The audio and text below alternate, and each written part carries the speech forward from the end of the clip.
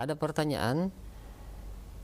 Assalamualaikum warahmatullahi wabarakatuh. Ya Ustadz, bagaimana dengan kaidah yaitu afahmus as-salaf, yaitu pemahaman salaf adalah sesuatu yang disepakati oleh para a'immah as-salaf, yaitu para imam salaf dari kaidah-kaidah dalam agama ini, walaupun itu sesuatu yang belum ada kejadiannya atau praktiknya pada zaman tersebut, namun kita tidak terhalangi untuk mempraktekannya pada zaman sekarang selama hal tersebut dibangun di atas hal yang disepakati oleh mereka, yaitu para ulama salaf. Yang jadi pertanyaan, bagaimana hubungannya dengan keadaan sekarang di saat wabah yang kita ketahui mengenai himbauan dan fatwa dari para ulama mengenai tata cara ibadah di saat terjadi wabah? Mohon penjelasannya, Ustaz. Alhamdulillah wassalatu wassalamu rasulullah. Allahumma salli wa sallim wa barik nabi. Yang perlu kita perhatikan dalam kita beragama ini sudah saya jelaskan di buku ini di awal-awal, bahwa dalam kita beragama yang kita ikut itu dalil. Perhatikan tuh, dalil Al-Quran dan Sunnah ala fahmi salaf. Dalil dalam kita beragama yang paling penting dalil. Yang kita ikut dalil, nggak boleh yang lain. Kalau disebut dalil, apa itu dalil? Quran dan Sunnah. Kemudian dipahami oleh para sahabat radhiyallahu ajma'in. Jadi dalil dulu, dalilnya ada atau tidak. Bukan kesepakatan, dalil dulu ada atau tidak. Ketika dalil tidak ada, ya nggak bisa kita ikut. Kan Allah berfirman dalam surah Al-Isra di ayat 36, "Wala taqfu ma laysa laka bi'ilmun inna sam'a wal basar wal fuada kullu ulaika kana mas'ula." Jangan kamu ikut apa yang kamu tidak ketahui. Sungguhnya pendengaran, mata dan hati akan ditanya oleh Allah SWT. Ya, semua akan ditanya oleh Allah. Jadi kita nggak boleh ikut apa yang nggak ada dalilnya. Siapapun dia yang berkata, dia seorang ustadz, seorang dai, seorang syekh, seorang imam, yang kita ikut dalil. Dalilnya ada atau tidak? Ketika tidak ada dalil, nggak boleh kita ikut. Kan kita diwajibkan mengikuti dalil. Kalau dalil Quran dan Sunnah. Jadi jangan kesepakatan sahabat atau tabi'in atau yang lain tidak boleh menyalahi Quran dan Sunnah. Itu perhatikan tuh. Gitu. Sekarang tadi pertanyaannya berkaitan dengan pandemi ini. Pandemi tetap kita ikut dalil. Yang menyuruh kita sholat di masjid siapa? Yang suruh sholat di masjid siapa? Rasulullah sallallahu alaihi wasallam. Yang pertama kali Allah yang menyuruh. Innama ya'muru masajidallah man amana billah wal yawmil akhir wa aqama as-salata wa ata az-zakah wa lam yakhsha illa Allah fa asa ulaika yakunu minal muhtadin. Sesungguhnya yang meramaikan masjid Allah itu adalah orang-orang beriman kepada Allah dan beriman kepada yaumul akhir, pada hari kiamat, menegakkan sholat, mengeluarkan zakat, dan dia tidak takut kecuali kepada Allah. Maka mereka lah orang-orang yang mendapatkan petunjuk. Dan Allah juga berfirman, wa aqimus sholata wa atuz zakata warka'u marakin, dalam surah Al-Baqarah di ayat 43. Dirikanlah sholat, keluarkan zakat, dan ruku bersama orang ruku. Artinya hendaknya kalian sholat berjamaah. Yang menyuruh sholat berjamaah Allah dalam Al-Quran. Kemudian Rasulullah juga memerintahkan demikian untuk sholat berjamaah, sampai Rasulullah akan membakar rumah-rumah orang yang tidak sholat berjamaah, akan dibakar. Ini hadis sahih Bukhari Muslim. Ketika Nabi akan membakar rumah orang yang tidak sholat berjamaah, menunjukkan sholat berjamaah itu sunnah atau wajib? Wajib. Kalau dikatakan kenapa Nabi tidak bakar? Kenapa Nabi nggak bakar? Karena ada yang tidak wajib di situ. Siapa yang nggak wajib sholat berjamaah? Wanita. Yang kedua, anak-anak nggak wajib. Maka Nabi tidak bakar.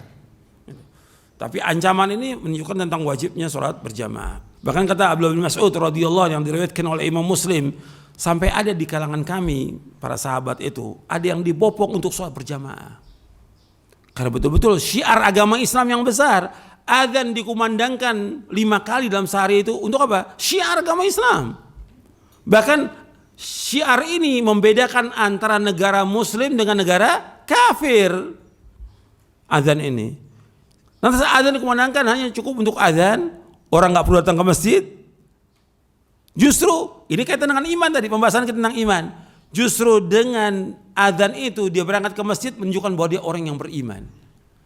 Sebab Allah mengkaitkan innama ya'muru masajidallah man amana billah wal yawmil akhir wa aqama as-salata wa ata az-zakah wa lam yakhsha illa Allah fa asa ulaika yakunu minal muhtadin. Sesungguhnya yang meramaikan masjid Allah itu adalah orang yang beriman kepada Allah dan beriman kepada yaumul akhir, pada hari kiamat, menegakkan salat, mengeluarkan zakat, dan dia tidak takut kecuali kepada Allah. Maka mereka adalah orang-orang yang mendapatkan petunjuk. Yang meramaikan masjid Allah yang beriman kepada Allah. Ini kaitan dengan iman, syiar agama Islam. Dan antum perhatikan lagi, ketika orang berada di masjid, apakah orang itu menularkan penyakit? Tidak pernah ada. Dari sejak zaman dulu, wabah, sampai hari ini. Nggak ada yang namanya di masjid orang menularkan penyakit, nggak ada. Masjid bersih. Orang dari masjid, dari rumah itu, dia sudah apa? Sudah berwudu. Bahkan juga dari mereka ada yang mandi. Bersih. Gitu. Jadi ini harus diperhatikan bahwa kemudian jangan, kita ini kan ikut-ikutan. Gitu. Kan ada ustadz yang berfatwa, ada ulama. Antum ikutin dalil mengatakan untuk sholat berjamaah di masjid. Yang kedua, dalil juga menyuruh sholat itu rapat. Yang nyuruh siapa? Rasulullah SAW. Antum mau taat sama Rasulullah, apa taat sama ustadz? Yang menyuruh untuk merapatkan saf siapa? Rasulullah SAW. Rasulullah yang suruh. Untuk apa? Untuk merapatkan saf. Beliau yang suruh, sawwu sufakum wa qaribu bainaha wa la tadaru furujatin lisyaitan.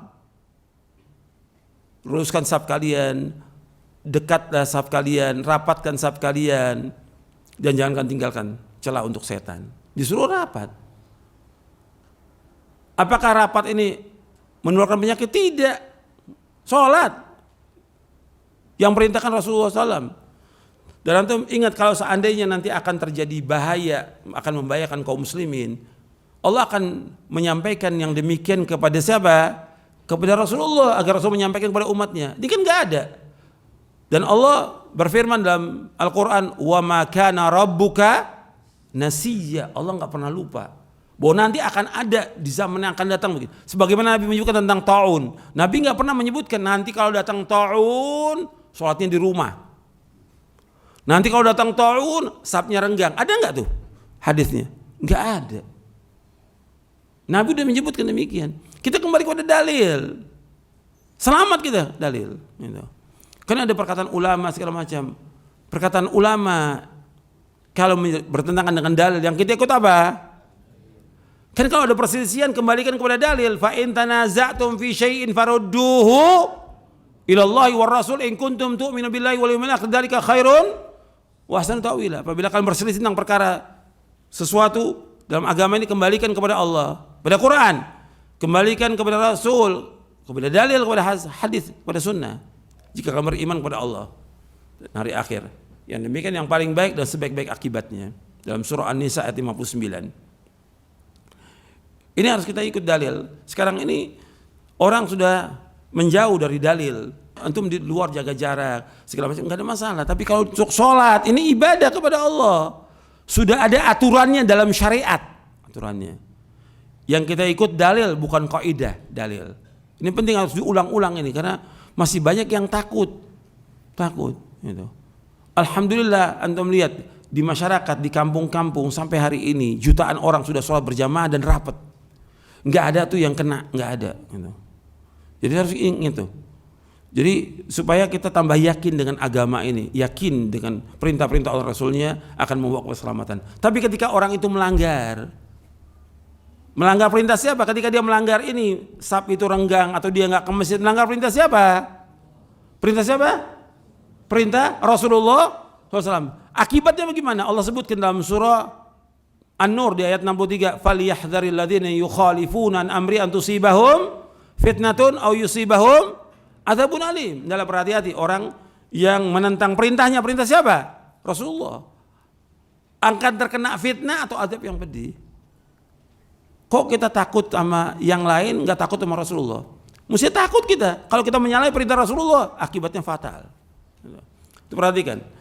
Dan nggak ada yang namanya orang sholat di masjid berjamaah rapat itu kemudian melakukan penyakit, tidak ada. Gitu. Ini dibuktikan di masyarakat. Jadi kenapa selalu sasarannya masjid gitu? Kok masjid? Yang seolah-olah masjid itu tempat kesalahan, tempat dosa. Mestinya kan orang menganjurkan salat ke masjid. Bahkan ada orang membuat istilah, kalau untuk di luar iya, ya untuk kantor, kerja, pasar, kendaraan, nggak apa-apa PPKM. Tapi kalau buat masjid, perbanyak pergi ke masjid, gitu kan? Mesti kan begitu. Karena apa? Karena tujuan dari PPKM apa? Tujuannya supaya apa? Berkurang kan wabah ini, berkurang penyakit ini. Mesti perbanyak ke masjid supaya apa? Kaum muslimin berdoa agar Allah mengangkat wabah dan bala ini. Berlomba-lomba datang ke masjid agar Allah angkat. Berdoa kaum muslimin dalam sholatnya, berdoa dalam sujudnya agar Allah angkat wabah ini. Dianjurkan ke masjid. Itu harus ingat tuh. Justru orang di saat wabah, di saat musibah, di saat bencana berbondong-bondong untuk masjid. Dan antum lihat setiap ada kejadian apa-apa, mesti yang diselamatkan oleh Allah masjid. Ketika tsunami di Aceh, yang Allah selamatkan apa? Masjid. Berarti tempat itulah tempat orang bersujud kepada Allah untuk minta kepada Allah. Agar apa? Dihilangkan bencana dan wabah ini. Bukan orang disuruh untuk di rumah.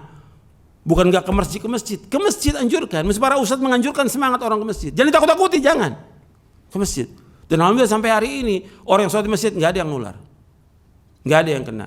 Kalau kena juga ya memang sudah waktunya dia kena. Bukan karena dia masjid. Gitu. Memang Allah sudah takdirkan. Jadi ini harus perhatikan yang seperti ini supaya kita ini tidak suudzon kepada masjid. Kok masjid? Kenapa dia nggak bicara soal pasar? Soal keramaian tempat yang lain, soal orang yang demo, soal yang segala macam lah. Kok kenapa masjid jadi sasaran? Kenapa masjid? Justru tempat ini, tempat yang diredoi oleh Allah dari semua tempat yang ada di muka bumi, Allah yang paling redho kepada masjid. Yang Allah benci apa? Pasar. Itu nas, hadis yang sahih riwayat Muslim. Anjurkan orang ke masjid, berdoa kepada Allah agar Allah angkat wabah ini. Itu yang harus benar itu. Bukan kemudian orang dilarang ke masjid dengan fatwa ulama, dengan fatwa ini, dalil yang harus diikut. Ini agama yang kita ikut dalil Quran dan Sunnah al-Fahmi salaf, bukan yang lain. Ini harus kita pegang ini. Ini agama. Mestinya dia menganjurkan orang kepada kebaikan, menganjurkan orang untuk berani, menganjurkan orang untuk mendekat kepada Allah, bukan tambah jauh. Allah akan tanya di hari kiamat nanti tentang perbuatan dia. Banyak orang nggak sholat sekarang ini gara-gara mereka, gara-gara para ustadz ini nggak sholat ke masjid. Apa nggak dosa dia? Mestinya dianjurkan orang ke masjid, perbanyak pergi ke masjid supaya Allah hilangkan wabah ini. Tujuannya bagaimana hilang wabah ini? Istri antum sakit di rumah nggak ada masalah, tapi untuk masjid, tempat yang diredhoi oleh Allah SWT. Itu ingat. Dan juga kepada bangsa ini juga lihat bagaimana sejarah umat Islam merdeka ini dengan kumandang takbir, dengan doanya mereka di masjid, Allah merdekakan bangsa ini dari penjajahan. Itu harus ingat tuh. Justru umat Islam punya jasa kepada negara ini. Anjurkan mereka masjid dan buka masjid untuk ibadah kepada Allah. Jangan ditutup masjid ini. Berikan semangat kepada orang untuk ibadah kepada Allah. Sebab dengan dekat mereka kepada Allah, Allah hilangkan wabah ini. Tutup tempat maksiat, tutup tempat maksiat. Tempat maksiat, tempat syirik tutup. Tapi masjid buka untuk ibadah kepada Allah. Ini akan Allah angkat wabah ini insya Allah. Jadi saya pikir itu yang harus diberikan semangat kepada kaum muslimin. Jangan tambah takut. Masjid ditutup, pasar nggak ditutup. Ini masjid ditutup, kantor tetap dibuka. Dan segala macam. Kok masjid, tempat ibadah umat Islam yang 5 waktu mereka bermunajat kepada Allah, kenapa ditutup? Jadi ini harus diperhatikan dan harus semua melaksanakan ini untuk apa? Untuk kebaikan diri, kebaikan keluarga, kebaikan masyarakat, kebaikan negara dan bangsa ini. Sebab Allah akan memberikan kemakmuran, keberkahan dengan orang yang bertakwa dan beriman. Dengan apa? Dengan melaksanakan ibadah kepada Allah Subhanahu wa taala. Mudah-mudahan bermanfaat. Kurang lebihnya saya mohon maaf. Wassalamualaikum Muhammadin sallallahu alaihi wasallam, subhanakallahumma bihamdik asyhadu an la ilaha illa anta astaghfiruka wa atubu ilaik. Assalamualaikum warahmatullahi wabarakatuh.